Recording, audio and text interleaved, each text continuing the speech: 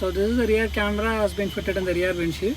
So yeah, you can see how it is fitted in this car. So we can show you the exterior view that how it will look like from the outside. Thank you. ಇಲ್ಲ ಸ್ವಲ್ಪ ಮೇಲೆ ಮಾಡಿ.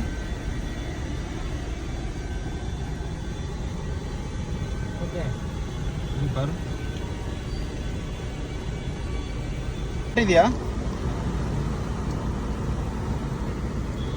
So ಇವಾಗ front camera fix ಮಾಡ್ತಾ ಇದ್ದೀವಿ front ವಿಂಡ್ಶೀಲ್ಡಲ್ಲಿ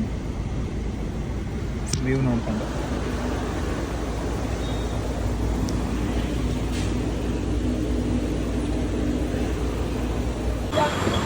Today we installed Thinkware F200 Pro BMW 330 series.